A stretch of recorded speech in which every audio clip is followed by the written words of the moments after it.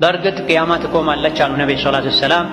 ሁለት ሰዎች አንዱ የገዛ ሌላኛው የሸጠ ጨርቅ ዘርግተው የተደራደሩ ሳለ ሳይቀባበሉት ለማየት ለማሳየት የዘረጉትን ጨርቅ ሳያጣጥፉት መሃል ላይ ቅያማ ቆሞ ይለያያሉ ብለዋል ነብዩ ሰለላሁ ዐለይሂ ወሰለም።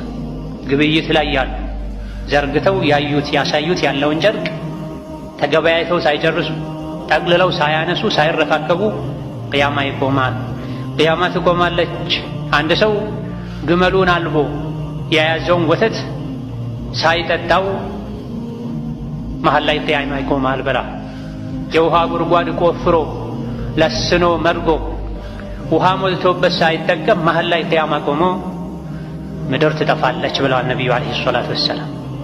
ወማ አምሩ ሳዓቲ ኢላ ከለምሒል በሰሪ አው ሁወ አቅረብ ኢነላሃ ዐላ ኩሊ ሸይኢን ቀዲር ይላል የጌታችን ቃል። ቅያማን ሩቅ አድርጋችሁ አትዩት። ነገ ነው ቅያማ፣ ተዘጋጁለት። የቅያማ ጉዳይ እንደ አይን ቅጽበት ነው።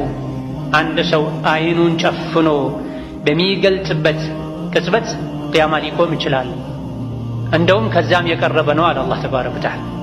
ወማ አምሩ ሳዓቲ ኢላ ከለምሒል በሰር አው ሁወ አቅረብ። አረ እንደውም ከዛም የቀረበ ነው አለ አላህ። ሁሉን ነገር ማድረግ የሚችል ነው። ገና ነው። ብዙ የቅያማ ምልክቶች አሉ፣ አልታዩም።